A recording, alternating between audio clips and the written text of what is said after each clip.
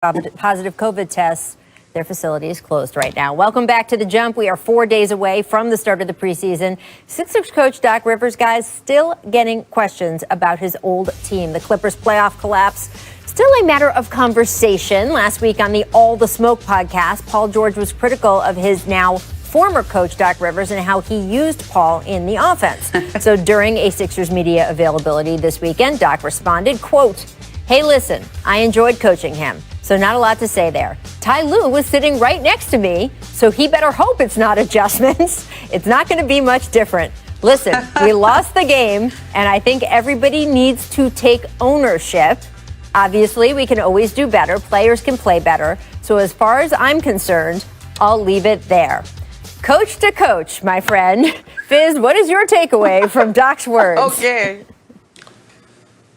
Oh, no, I thought Doc handled it perfectly. You don't want to go down that rabbit hole of back and forth banter about whose fault it was and blaming each other and all that stuff. And he's right. When you lose, it's everybody. Obviously, the coach he's got that volatile gig that is often, the one that takes the scrutiny. But ultimately, everybody had a hand in going down, losing a 3-1 lead. So let's just be real about that part of it. And I think that it's important. When you're a player and you're upset about how you're being used in the moment, it's a two-way street when it comes to conversation. You got to go to the coach's office and say, hey, how can we make this better? I remember Julius Randle walking into my office when we were really struggling, trying to get him, to really unleash. And he came to talk to me, and we talked about how we can get him playing better basketball, how we could work together on that. It's not always the coach having to go to the player. So I just think it's not a good look for Paul George doing this publicly and putting blame just on Doc. I think that's better off said behind closed doors. Yeah, look, Rach, when Paul made those comments last week, I think a lot of people took the stuff he said about adjustments and coaching to be the main thing. But I actually think more of what was important here is how he talked about how he was used. He said, I was used like J.J. Redick or Ray Allen. It was all pin downs. And I know that was a constant source of frustration for Paul last year. Now, when the people who do statistical analysis broke that down, it actually wasn't right.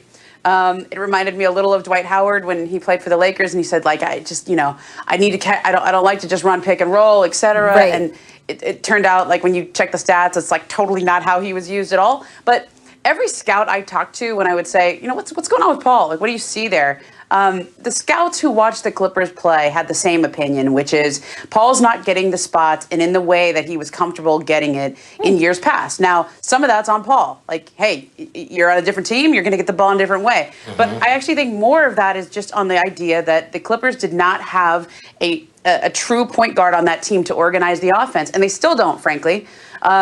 And, a lot of that fell on Kawhi Leonard. A lot of that fell on just the system they were running. But they're going to have to figure that out because Paul's not comfortable in the offense that they were running last year and in the ways he was being used. And whether the statistics bear that out or not, I trust the scouts who watch them play and say, get your guy comfortable. And I think for Paul, like, if he had it to do over again, probably wouldn't have taken a shot at Doc because you don't want to take shots when the enduring image of you is hitting the side of the backboard. Yep. Yeah, and I piggyback that, Ramona. You need a guard or a player on the floor that understands game flow and when a guy's not engaged in the game and what he needs. And they don't have that right now. That's what makes LeBron so great is because he knows the flow of the game. I don't know how many times he came to the bench and said, hey, we got to get D-Wade a layup. We got to get Chris Bosh an open shot. We got to get Ray Allen a shot. He understood that as a player, so it never fell all on Spo to figure out how to get a guy going. They collectively did it, and he was the catalyst of that. And I don't know if they have that working for their team right now. And for PG, man,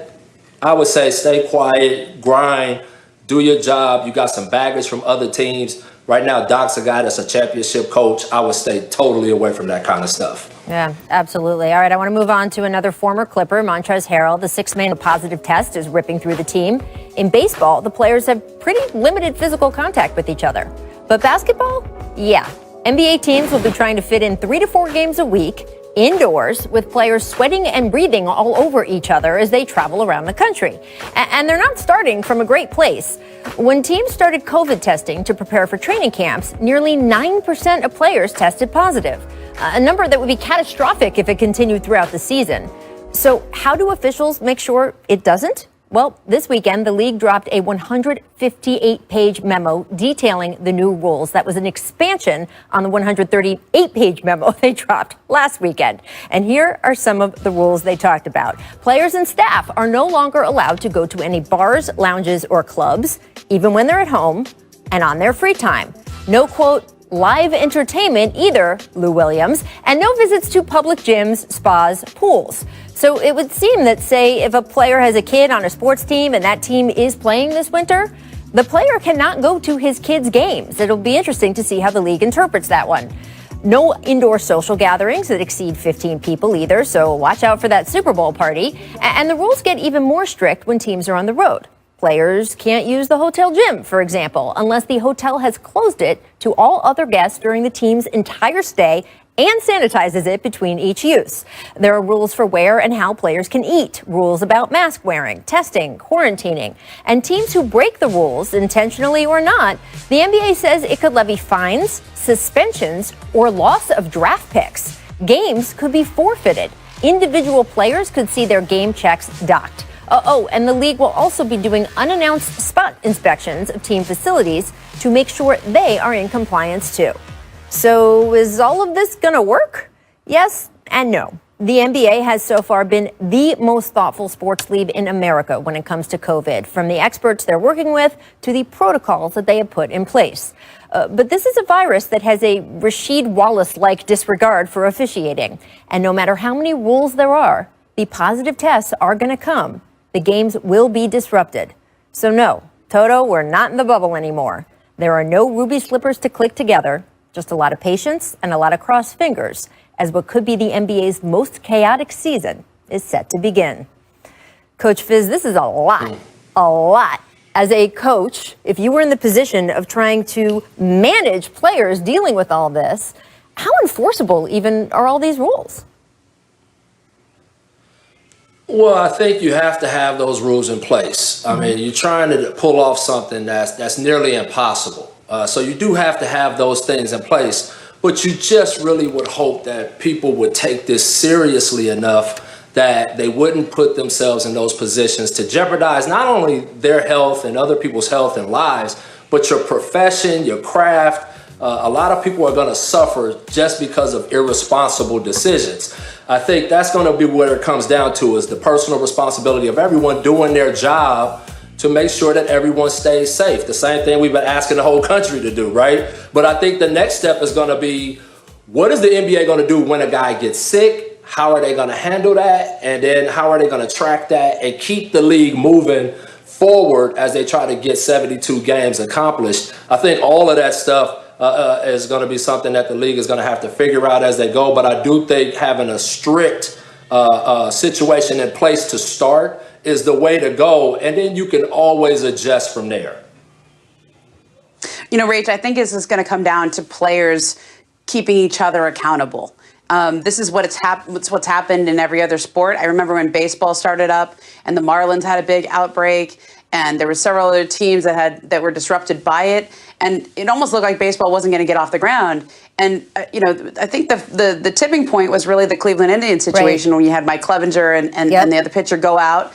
And their teammates really called them out. And I remember talking to Kenley Jansen from the Dodgers at the time, and he said, if we want to have a season, if we want to do any of this, we've got to keep ourselves accountable. And I think, I've heard about we made fun of the snitch line, okay, in Orlando. It wasn't as necessary in Orlando, but it is very necessary going forward, right? That snitch line is going to be really important, and it's got to be coming from within, because if the league has to crack down on teams, if the league has to make an example of somebody, kind of like they did with Lou Williams, I thought in the bubble they made an example of him. We saw that in football with the Denver Broncos. They may try to make an example of those quarterbacks, but that's only going to be putting out spot fires. If you actually want this to work, it has to come from the players. It's complicated. Yeah. How important is it to you at the end of the day? Right, but it's complicated, guys, right? Because on the teams that are marching toward a championship, I can see players holding each other accountable. We all know what it's like in the middle of the season with a team that maybe doesn't feel like it's really in there and not everybody's rowing in the same direction. And by the way, that Cleveland Indians example, Ramona, is exactly right. And that's the thing I think of the most also. But it is different in baseball, where you have a whole rotation of pitchers, and even some of the most important players can't necessarily be replaced, but aren't as vital every day. James Harden, we just talked about in the last segment, was out in a club in a city he wasn't, according to the NBA, supposed to be in, being with people he wasn't supposed to be with, not wearing a face mask. And I don't know how things are going to feel like in the locker room when he does finally rejoin that team. But can the Rockets go out and do what they want to do this season without James Harden or whoever they trade him for to fulfill that role? No, they can't. So how much are other players in that locker room going to, quote, hold James Harden accountable? It is a very, very complicated stew. And it's just a lot of rules also. And Ramona, I haven't gotten a great answer on with a positive test. As Fizz says, we've read the protocols and the 10-day quarantine and the 2 negative tests to come back and all of that. But what have you heard about how the schedule is going to change? Because if someone comes with a positive test on a Monday, even if he is isolated immediately, what are they going to do about the team that he played on Saturday night or Sunday afternoon, and the 2 teams that team is supposed to play the following next day or the day after that when they try to get 3 or 4 games a week? Yeah, I mean, that's going to be the big question going forward because, in the NFL, you can isolate close contacts and you have all week to do it. You have the benefit of time. In the NBA, you don't have that. And they've tried to mitigate this a little bit by having more of a baseball schedule where you have sort of 2 games back to back. So theoretically, it would only be 1 team that you played. So you're not going to have every night a new team that we're worried about. But I just think back on that night when Rudy Gobert tested positive, March 11th, where somebody put this graphic up on Twitter of like how many teams the Jazz had played in the last 14 days and how many teams those teams had played in the last 14 days. And it was basically the whole league. Right. So, I mean, this is a house of cards. And, if you think about the way the nature of how this is structured. Now, I'll tell you this. I know one team that has been dealing with this, and because of HIPAA laws, I can't say which player it is. But this team, there was a player that tested positive that had practiced with some teammates, and they've kind of been sweating it out this week to see if any more of them, this is away from the court, but they sweating it out to see if any more of them test positive. Turns out they're all okay. Everybody was fine. But what the NBA is hoping is that this little onboarding process is what's going to get all the positive tests, and you're not going to see, 9% again. Like they're hoping they got their 9% out of the way. Yeah, absolutely. And we still don't know really. The medical community doesn't know enough.